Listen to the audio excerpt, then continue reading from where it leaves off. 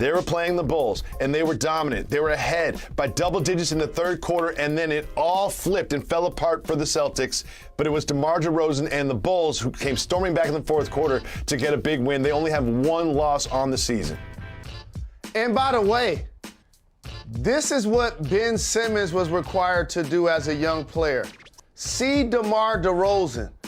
Now, here's a guy who I've called a mid-range marvel forever. It was a 25-point scorer in Toronto without even shooting threes. And then he started to shoot threes off the dribble.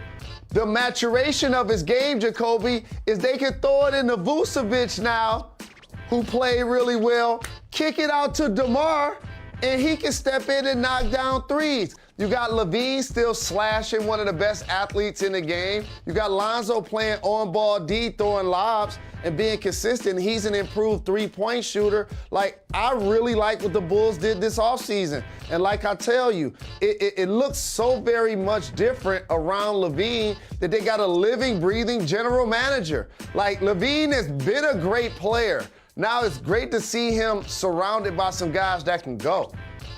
Absolutely, and this was a great performance by the Bulls, but the elephant in the room is that this was an absolute collapse by the Celtics, and Marcus Smart, never one to sort of not express his opinion, shared his opinion about the game in the post-game press conference. I mean, I would just like to play basketball. You know, every team knows we're trying to go to Jason and Jalen, and every team is programmed and studied to stop Jason and Jalen. And I think everybody's scouting report is make those guys try to pass the ball. They don't want to pass the ball. And that's something that they're going to learn. They're still learning, you know, and we're proud of the progress they're making, but they're going to have to make another step and find ways to not only create for themselves, but create for others on this team, to open up the court for them later down in the game where they don't have to always take those tough shots. Let me translate. Pass me the ball, Jason and Jalen. That's what he said. It was articulate. It was long. There's X's and O's and balls, but he was like, y'all need to pass the ball. What do you think about Marcus Smart sharing his opinion after the game? So this is why I love team sports and encourage young people to play, just because of the life lessons you get from it. And this one is about sacrifice. And when you look at the identity of Marcus Smart, Jalen Brown, and Jason Tatum, they're different in a lot of ways. Marcus Smart is defensive oriented. So is Jalen Brown, who's matured his offensive game to be an elite scorer. An elite scorer. Like I was at the Garden and just watched him get 48 this season. And we've seen Jason Tatum elevate himself into being a top tier, maybe top 10, 12 player, right? And so what ends up happening is Marcus Smart at the core is going to play tough defense, move the ball, and dive on the floor for loose balls and all of that stuff. But the glory usually goes to the guys, as you noticed, that get the headlines that put up the 35 points, right? Mm-hmm. And so what will help them is something that they should have done in the offseason. You got to make the game easier for your best players. And here's how you do it. In particular, Marcus Smart can contribute to this as well. They need somebody in the backcourt that can play, make, and make the game easier for those guys. If they're not going to do that, then they need to get somebody else up front so Jalen Brown don't have to play minutes at the 4 against guys that are 40 pounds heavier than he is. That's what really will fix their problems. And then lastly, of course, like all young scorers, they're going to need to find ways to get their teammates involved. But when I'm getting buckets so very easy and I'm kicking it out a couple of times and you missing, then the guy going to keep shooting. Don't look too deep into this. Young, great players have to learn how to get their teammates involved, and that was just Marcus Smart venting his frustration after they lost to the Wizards recently, and now they're losing to the Bulls. Two teams on paper, you'll say, that's not the Bucks, that's not the Heat, that's not the Nets. So that's when you now have these self-evaluating conversations like Marcus Smart just did at the podium. As we headed into the season, I would put the Celtics and the Bulls sort of like on the same tier in the Eastern Conference. But from what we've seen through 6 or 7 games, the Bulls have lost 1 game and 1 game only, and the Celtics have only won 2. Jalen, another team that had a tough loss last night, the Portland Trail Blazers. Yeah, they lost to the 76ers. You might, what we needed, getting to the paint and creating plays. I thought we did that tonight. So Philadelphia now has 3 straight wins, but health concerns are remaining. They're without Joel Embiid, Tobias Harris, and Danny Green. They're all on the mend. Welcoming in our senior writer and reporter, Ramona Shelford. Embiid was out for a rest day, but how is his knee progressing, Ramona? Really well. He's going to play tomorrow against Chicago. Danny Green's going to be out because he had a hamstring injury suffered in that game. But Joel Embiid is progressing really well with his knee.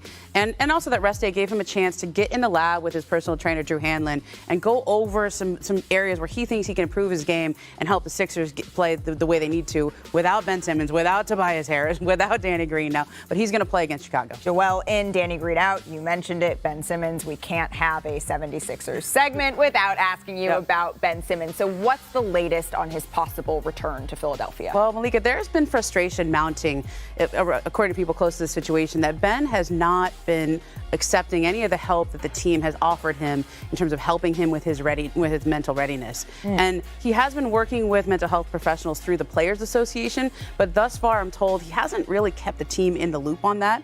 And there is frustration mounting there that they want to know, okay, you're out due to mental, you need to get mentally ready to play.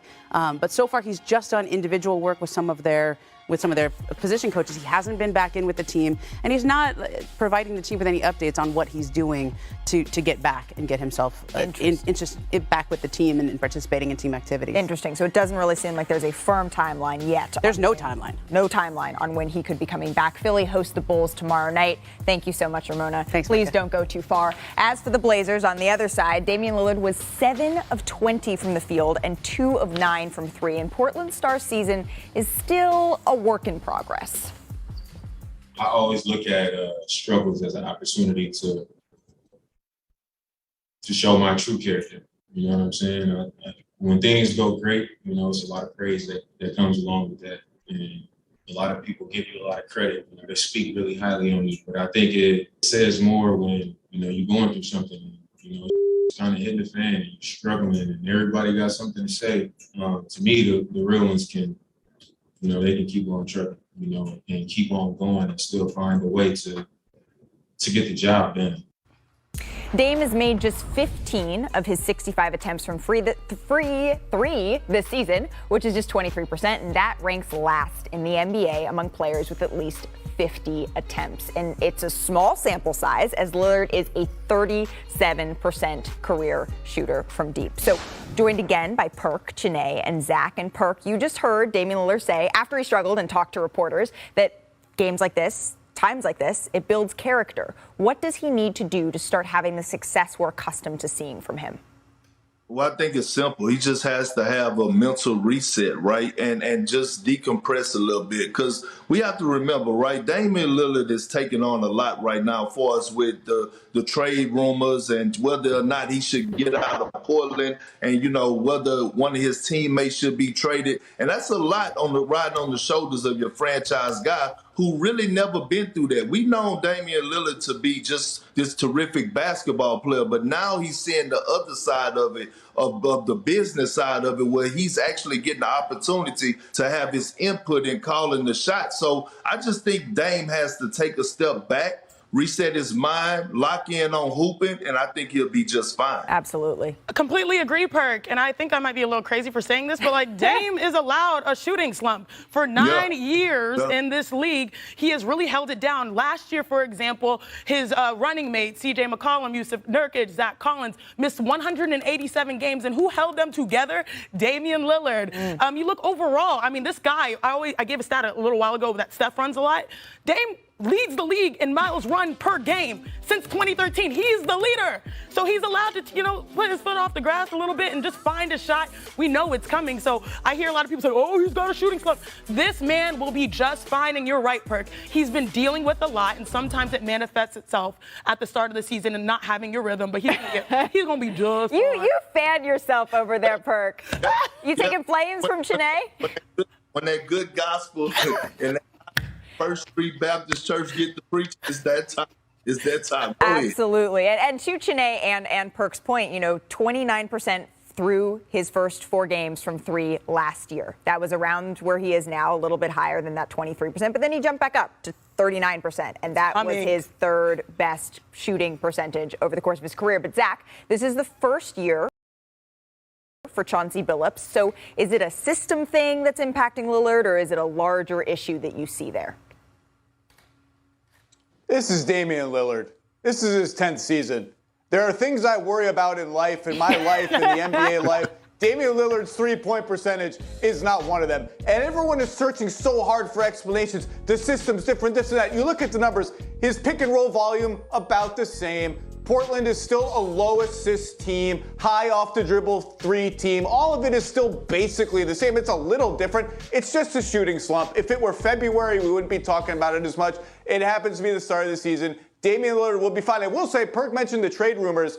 He said 10 toes deep in Rip City last night. He rapped, he freestyled about wanting to be the next Greek Freak and Dirk. Like, I get that you can sort of walk back anything you say, but he's kind of painting himself into like, I'm back in the stay in Portland for life corner. He's not like talking around it. He's being direct. Yeah, absolutely. He told us, I wanted to get in front of it and tell people if we had a slump, if I had an individual slump, if anything happened, that's not going to be what affects me staying in Rip City. And Dame and the Blazers are back in action tomorrow night in Cleveland. So coming up on NBA Today, it's the best of the best, the top of the top from Monday. Find out if this Nikola Jokic pass made